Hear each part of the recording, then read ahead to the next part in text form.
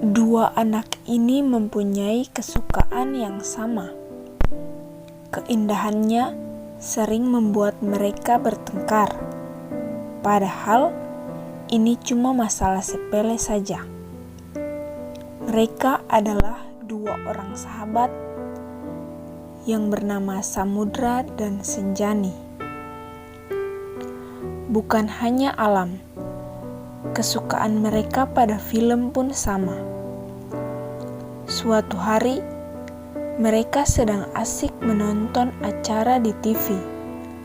Lalu, ada sebuah film yang berjudul Naked Traveler. Film ini mengisahkan tentang seorang gadis yang suka traveler, dan dari perjalanannya itu, ia mendapat banyak pengalaman, teman, dan cerita yang akan ia tulis pada blog pribadinya. Mereka berdua lalu terinspirasi dari film ini dan mau melakukan seperti apa yang diperankan oleh tokoh utamanya. Kebetulan di kampus mereka sedang liburan selama seminggu. Rencana itu pun terwujud, dan sudah pasti mereka berdua saja yang pergi. Tapi ada 4 orang teman yang mau ikut karena mereka mendengar pembicaraan antara Samudra dan Senjani. Akhirnya mereka semua ikut pergi. Pulau Seram menjadi tempat tujuan mereka semua. Dan perjalanan itu yang nantinya akan menjadi pelajaran berharga yang tak akan pernah mereka lupakan. Hari yang ditentukan pun tiba. Samudra yang sangat suka naik kendaraan laut begitu bersemangat hingga ia lupa membawa bucket list-nya. Untuk sampai ke tempat penyeberangan feri, mereka harus naik angkutan umum. Kira-kira 1 jam perjalanan. Perjalanan menggunakan kapal feri ini memakan waktu 2 jam perjalanan. Di atas feri tampak lautan yang sangat luas dan pulau-pulau kecil yang membuat keindahannya semakin sempurna. Mereka semua memutuskan untuk menempati tempat di bagian paling atas feri agar bisa leluasa melihat semua pemandangan. Pada saat mereka sedang asik melihat luasnya lautan, Samudra melihat sisa minyak yang tumpah. Lalu katanya kepada Senjani begini, "Kau lihat minyak yang tumpah itu? Warnanya seperti pelangi, bukan?" Hal ini mengajarkan kita bahwa pelangi bukan hanya ada di atas, tetapi ada di bawah juga. Senjani hanya membalasnya dengan tertawa. Tak terasa, feri yang mereka tumpangi telah berjalan. Seluas mata memandang pemandangan ini yang telah lama ditunggu-tunggu oleh Samudra, karena ia sangat menyukai laut. Dan ia ingin menunjukkannya kepada teman-temannya bahwa laut ini sangatlah indah. Lalu Samudra menghampiri Senjani dan berkata, "Lihatlah seluas pandanganmu. Indah, bukan?" Tapi Senjani tak mempedulikannya karena ia kurang menyukai laut. Waktu sudah berlalu, kira-kira sudah 1 jam perjalanan. Kini, feri yang mereka tumpangi sudah berada di tengah-tengah laut.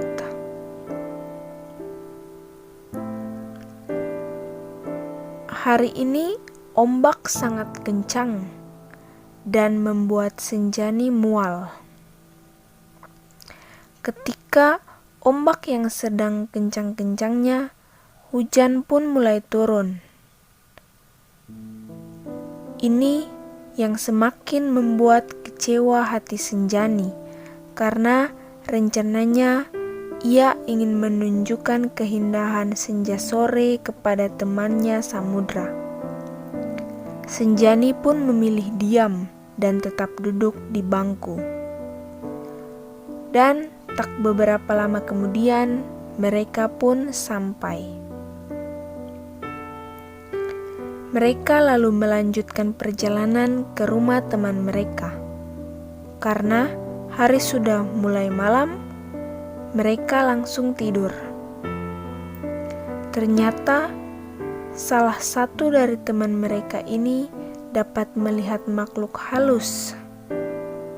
Ditambah juga teman mereka yang satunya sangat jahil. Jadi ini menjadi kesempatan untuknya untuk menakuti teman-temannya yang lain. Dari mereka semua, yang paling takut adalah Senjani.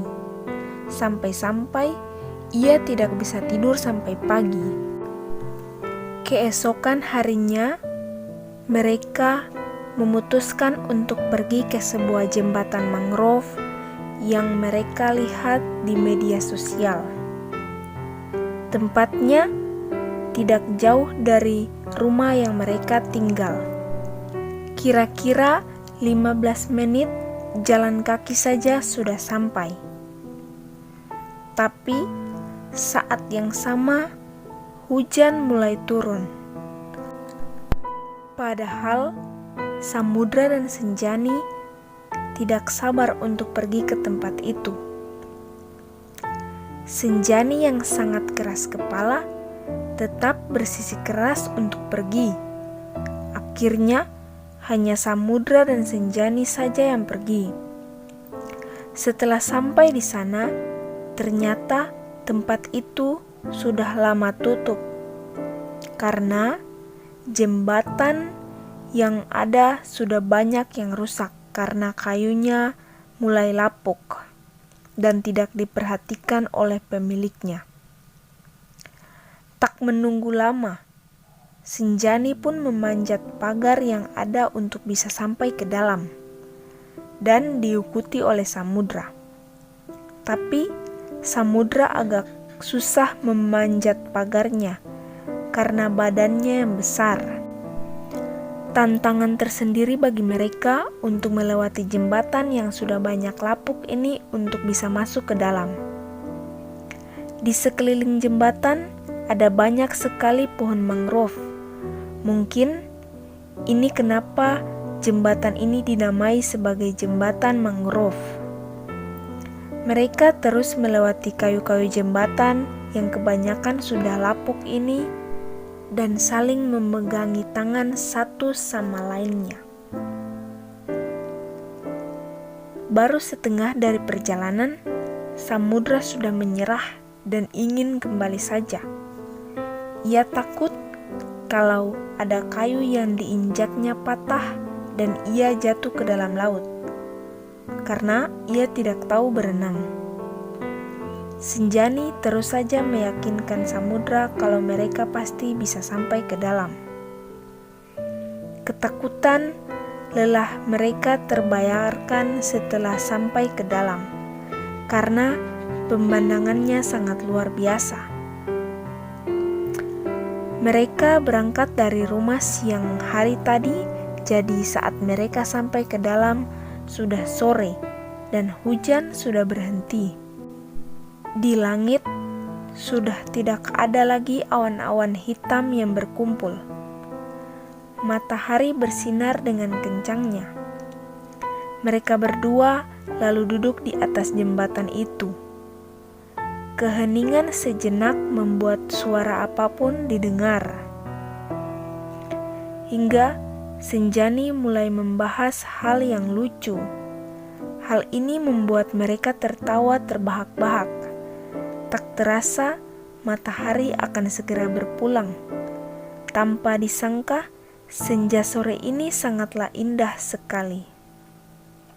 Lalu dengan wajah yang sangat gembira, jadikan momen sunset ini dan memperhatikan betapa indahnya sore hari ini saat senja.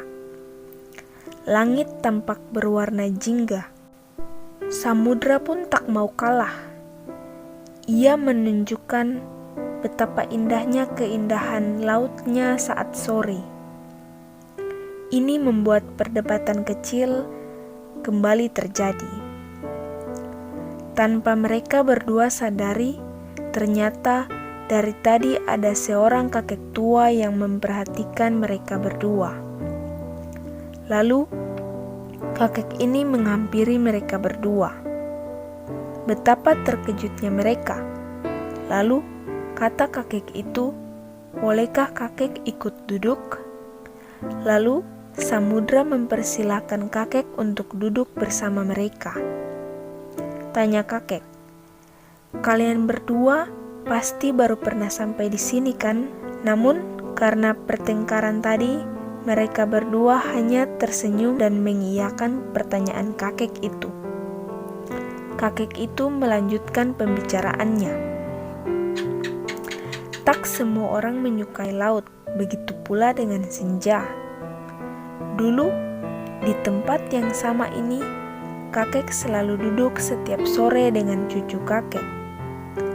Lalu Samudra bertanya, "Di mana cucu kakek?" Senjani pun menjawab dengan penuh percaya diri. Katanya, pasti cucu kakek sudah besar dan tidak mau ikut duduk lagi bersama kakek. Sang kakek hanya terdiam. Lalu kata Samudra, "Benarkah itu, kek?" Tiba-tiba mereka berdua menyaksikan air mata kakek yang mulai keluar. Kata kakek, cucunya sudah bahagia di sana. Cahaya matahari sore yang menyilaukan membuat air mata yang jatuh di pipi kakek tampak bercahaya. Samudra lalu memukuli lengan Senjani. Lalu kakek berkata, "Tidak apa-apa, semua ini salah kakek sendiri. Andai saja waktu itu kakek tidak mengangkat telepon dari istrinya, mungkin sekarang cucu kakek masih ada dan sudah besar. Cucu kakek tenggelam dan nyawanya tidak dapat terselamatkan." Ternyata pemilik tempat itu adalah kakek sendiri. Ia sudah mulai malas memperhatikan tempatnya itu, dikarenakan kesedihannya yang masih berlarut-larut. Akhirnya, mereka berdua ikut sedih dengan apa yang dialami oleh sang kakek. Kata Senjani, "Di dunia ini tidak ada yang abadi. Contohnya senja, hanya muncul dengan keindahannya yang sesaat. Setelah itu, hilang oleh pelukan malam." Dan Samudra berkata, "Sesungguhnya manusia adalah arus yang tercemar. Seseorang harus menjadi seperti laut untuk menerima arus yang tercemar tanpa menjadi kotor." Tapi kakek pun berkata, "Kalian berdua hanya bisa bicara saja, tak bisa merasakan apa yang saya rasakan sekarang." Mereka berdua kembali berkata, "Semua orang akan mengalami hal yang sama, kek. Jangan terlalu larut dalam kesedihan. Cucu kakek sudah bahagia di sana, karena itu sudah waktunya. Tuhan memanggil kita pulang dengan cara yang berbeda-beda. Jadi, kakek harus ikhlas dengan kepergian cucu kakek. Kakek harus mengawali awal yang baru." Suasana lalu menjadi hening dan terdiam beberapa saat. Kakek lalu meminta maaf kepada mereka berdua.